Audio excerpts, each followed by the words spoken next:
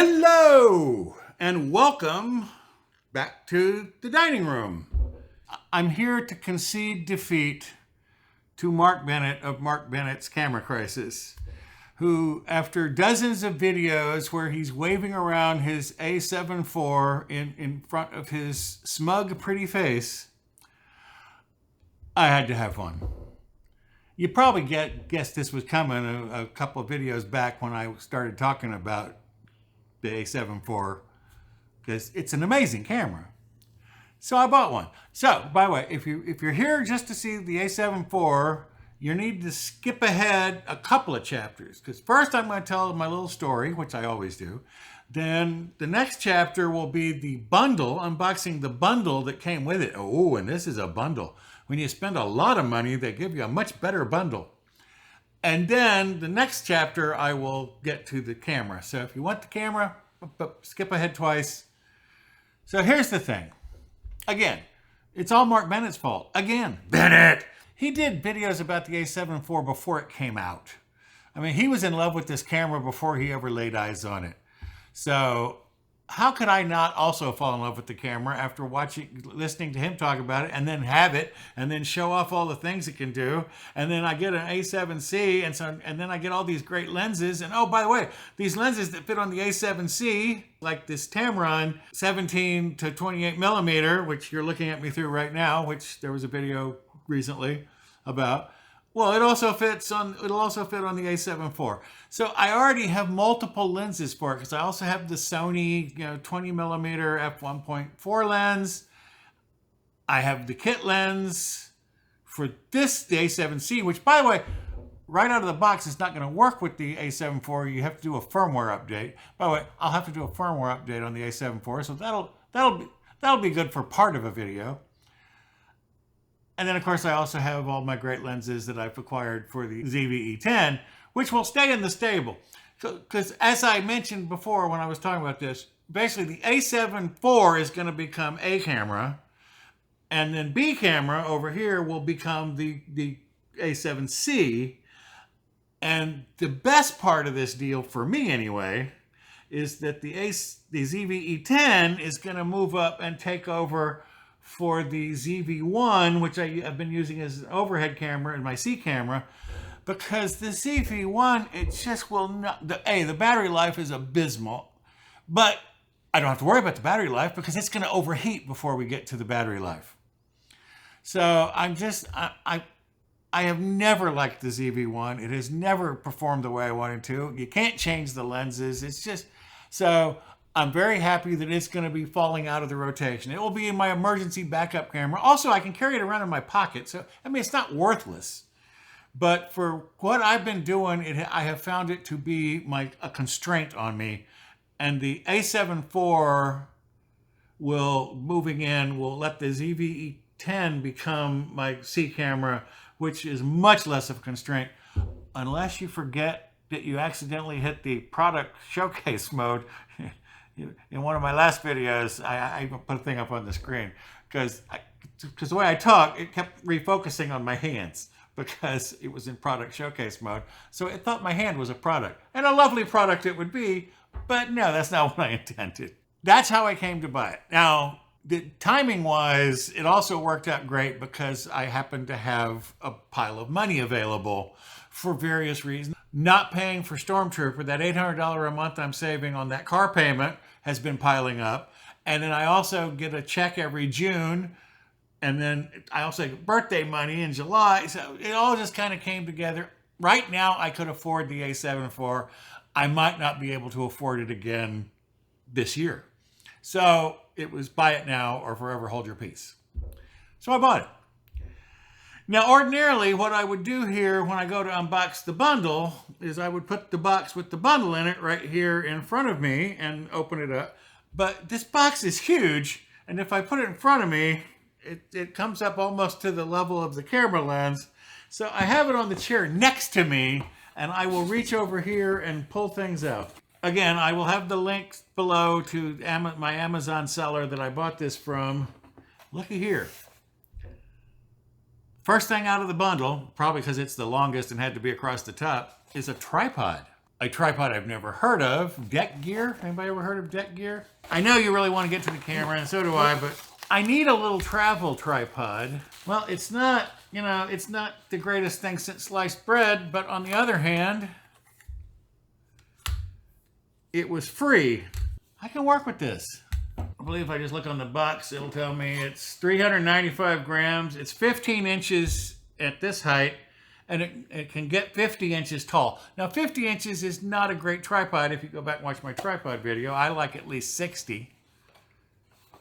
But again, for a little tiny portable tripod that I can just stick in a bag, yeah. Okay, not bad. What else do we have? Oh, well, let's get this out of the way. A bunch of free software. Photo and Video Expert.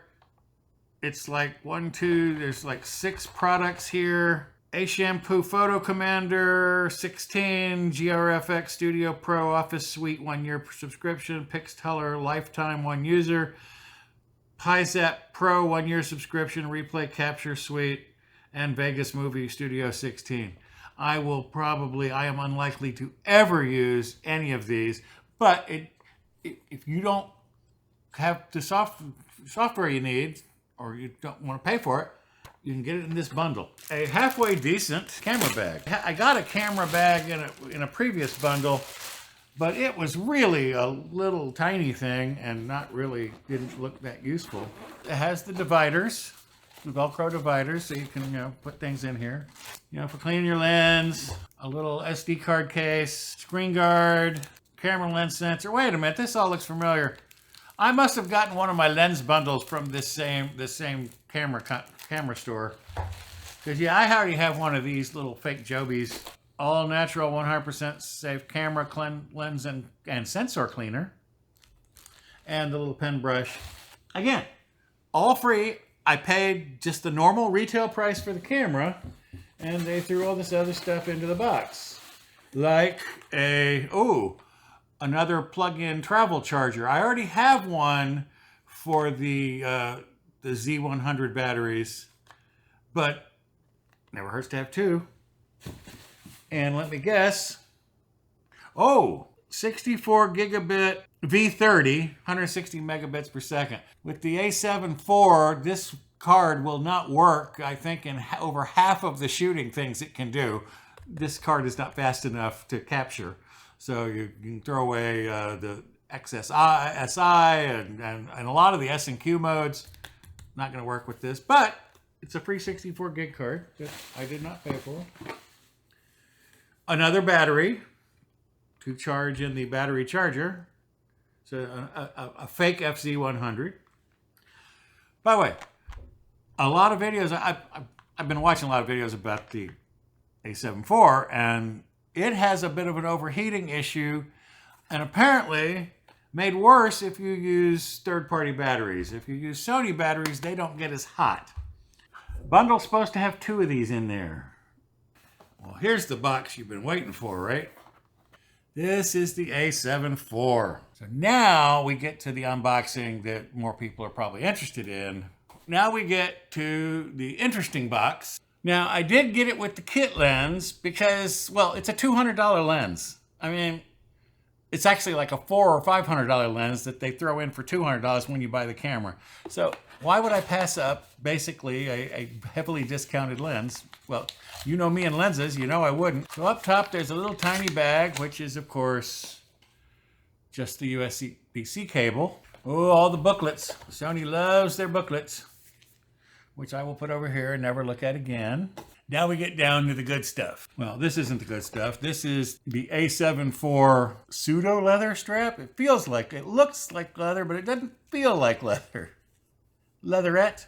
Now down here we have our little FZ100 battery, which will not cause overheating as much, apparently. So I'm going to use this. Especially in this camera, I will tend to use these because this one is the one prone to overheating.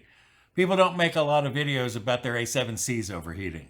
So I'm thinking the A7C is probably safe. Oh, this must be the little plug-in thing to the wall. Yes, indeed.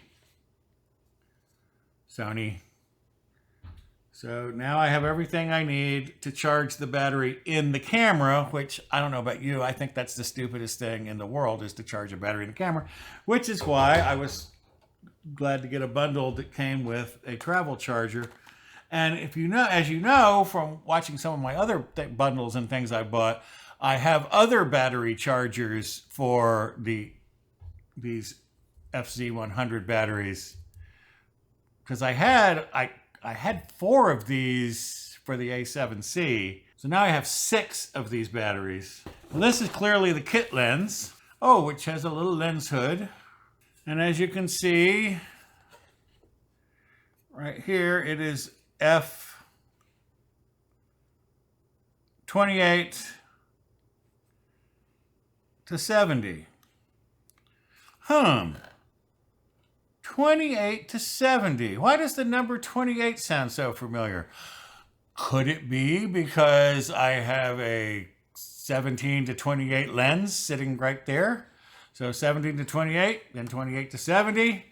So again, well worth the $200 extra that it costs to get the kit lens in here. And it's a decent little lens.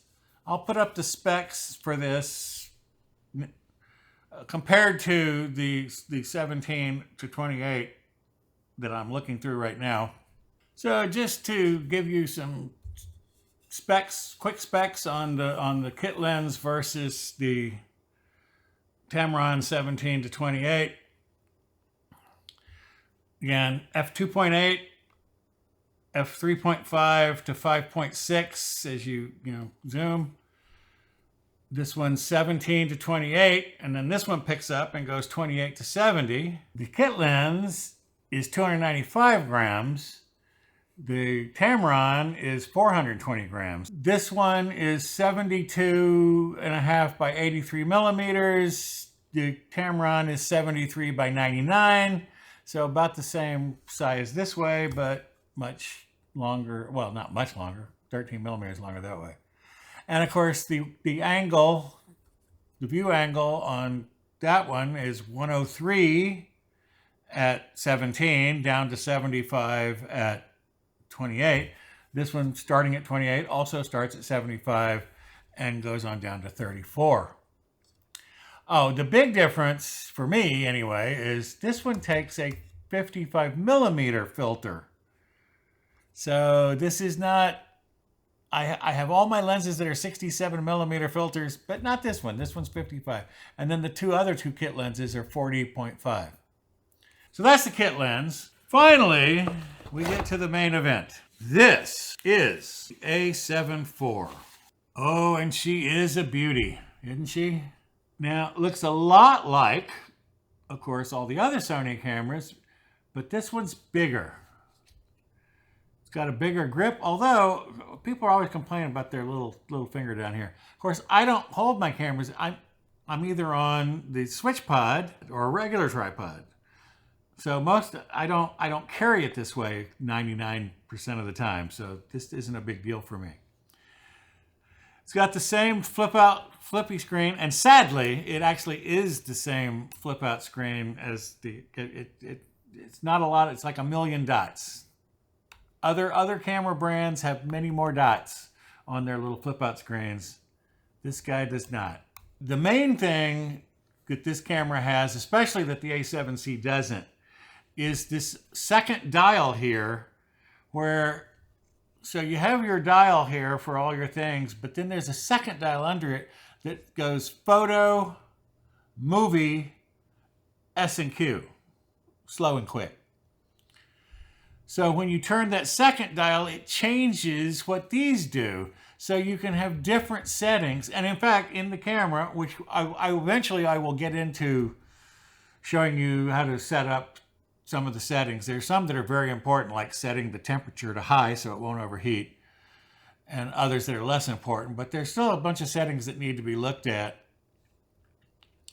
And one of them is how many things, when you flip this little dial from photo to movie, how many of the things change? Because you can set it so that it will remember almost everything between, so you can go from photo to movie and have all your same settings. Of course, most people don't want that.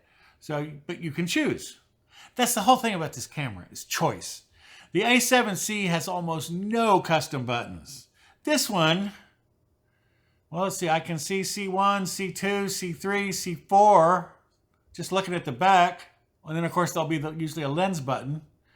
So there's lots of buttons. And I can tell you right now, one of these buttons on the back, possibly this one right here, which is C1. I'm likely to make C1 35mm crop mode. Because as Mark Bennett of Mark Bennett's Camera Crisis, who I haven't since he caused me to buy this, I think I even bought it through his affiliate link, although I can't be sure because if I didn't, sorry, Mark. But as he points out in many of his videos, when you go to the 35 crop mode on this camera, it's still 4K because the sensor is so much bigger. Well, it's a 33 megapixel sensor, whereas the A7C has a 24 megapixel sensor. So when you crop in on the A7C, you're gonna lose a little resolution. But over here, because it's like over 7K in full frame, when you go to crop, you still have over 4K. So you still have a 4K image to work with. You don't lose any pixels. So that makes this a very valuable addition. And then, of course, you extend your lens. This is an amazing camera. Well, in fact, let me just run down some facts and figures. I'll put them up here.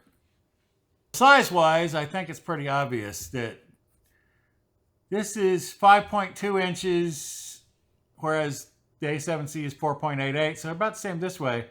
But then this is 3.8, whereas that one's 2.8, and this one's 3.1, and that one's 2.35. So this is a lot larger body and heavier. This is 658 grams, which is almost 1.5 pounds, and that's 509 grams, that A7C, which is just under a pound. So this is a half a pound heavier. With the kit lens, this goes to 1.5 pounds. With the Tamron lens, this goes to 2 pounds, which is what this is with the kit lens, is 2 pounds. The sensor, again, 35mm full frame. That is the sensor. Everybody get a look? It's a 35mm full frame sensor. It's 35.9 by 23.9 millimeters, which is slightly larger than the A7C sensor, which is 35.6 by 23.8 millimeters.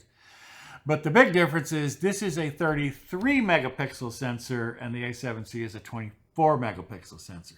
And again, so when you crop in your APS-C mode to Super 35, you still stay 4K in this one, but you don't in that one. Oh, shutter speed. This one, the A7C goes to 1/4000th of a second. This one goes to 1/8000th of a second. And by the way, this was odd. For ISO, the A7C is 100 to 51,200, but the A7IV is 100 to 52,200. Battery life, again, is about 2 hours, same as for the A7C. This also has IBIS, just like the A7C, the M-body image stabilization, 5-axis. Overheating, again, you watch a bunch of videos. This does have a propensity to overheat, but allegedly, if you keep this screen open so that the heat can get out here, and if you use Sony brand batteries, and then I saw one video where he was having a little problem, so he just left this battery door open down here, and it eliminated the problem. I mean, the overheating problem went away. So it just needs a little, and again, this might be a unit-to-unit variation kind of issue, because as if you watch the video, the guy, there was another A7IV, he was working with another photographer, they both had A7IVs. The other guys did not have a single overheating issue. This guy's camera kept overheating, and he kept opening things and changing batteries, but he had the best success with these things open. I'm hoping this won't be an issue. Okay, it has the same hot shoe as does the A7C and the ZV-A10. So my Sony microphone, my hot shoe microphones are going to work with this. So I can use my little boom mic. This is the Sony A7IV with the 28 to 70. Oh, look, it pokes out a little when you get. When you get down to 28, it pokes out a little, and then it goes back in, and then it comes back out a little at 7. Again, I am not a photographer, so this, and the A7IV, its big claim to fame is it's like one of the best hybrid cameras. So if you use photography and videography, if you shoot video and pictures, this makes this a great camera. If you just shoot video like I do, there are probably better cameras for that. But again, if you've been here on the channel and seen my videos, buying a camera that costs another $1,000 isn't really going to help the quality. This one might help the quality a little, but I mean, going much past this, this has almost everything that I could possibly want in a camera. Thanks, Bennett. But thanks, Bennett. I mean, seriously, I'm sure I'm going to be very happy with it. It's a great camera. That's kind of all I have to say for the unboxing. Now, I'm not done with videos on this camera, however. Like I said, I'm going to have to do a setup video where I go through and show you all the, not all the settings, God, my God, there's thousands. But show you the new menu system, go and show you there's a few settings that you need to change, like setting the temperature sensor thing to high so you don't get overheated too often. But again, by being all Sony, I have the Sony colors that are going to be about the same. Now, oh, by the way, this one, it has things like, it has a Cinetone, the picture profiles. In the A7C, they go up to 10, but this one goes to 11. Seriously, picture profile 11 is CineStyle, which is their new one that's in this camera. And what it does, one of its claims to fame, is one of the things when you shoot with the picture profiles, a lot of times it looks washed out on your little flip out screen here. Well, because it is washed out, because it's trying to capture the most range, so it pulls things in. But the CineStyle picture profile, this camera will kind of restore it to what it would normally look like in here, so you don't see a weird washed out picture in here. So picture profile 11 CineStyle. Now, unfortunately, it's only in this camera. It's not in these other guys. So I probably won't be able to use that too much. But if you're a real photographer, unlike me, if you're more like Mark Bennett and actually go out and take pictures and stuff, that's why he loves his camera so much, right? Because he's a hybrid photographer. He shoots video and takes pictures, and this camera is perfect for that. I, again, not a picture taker. There will be at least one more video of this camera where I will go through the settings and show you all the stuff. Especially pointing out there's a handful of settings that that everyone needs to think about, at least what you want to set them at. So I will talk about those and show you. Oh, another important difference between this and the A7C, 2 card slots. Professional photographers, like, because you're shooting somebody's wedding, for example, and one of your cards fails. Well, you go to the bride and groom and say, I'm sorry that I don't have any pictures of your wedding, but my SD card died. Well, no, you have 2, and it will write to both. Now, oddly, whereas most of the more professional cameras Sony has, you have 2 card slots that will take SD cards or CF Express A cards, which are the even faster cards. This one slot will take the CF Express A, but the other slot is SD only. I don't know why. And again, I think I mentioned when we were talking about the card I didn't get. I was supposed to get 2 of these, but this is a V30. V30 is only enough to do a few of the shooting modes that this camera can do. V60 will pick up most of them, but you need a V90, which are the 500. Remember my video, my SD card reader video I did a while back? That really expensive SD card that I was complaining about. Well, it was V90. That's why it was so expensive. So it will work in here in either slot, by the way. The V90s work in either slot. The CF Express only works. But So basically, you don't need a CF Express A card to do any. This camera does not do anything that a V90 SD card can't handle. Over here on this end, we have our USB-C, and it looks like mini USB. You have a full-size HDMI connection. So you can plug this in. And I believe, again, we'll have to come back in the next video when I talk about the settings and everything. You can use this as a webcam when you plug in the HDMI. Oh, that's headphones and microphone. Oh, and look, and the microphone has its own little door up top, so that if you have a microphone plugged in, it does not interfere with the screen. It's a well-designed, well-made camera. I am well and truly pleased. I haven't shot a frame of video or done anything other than hold it in my hand, and I already like it a lot.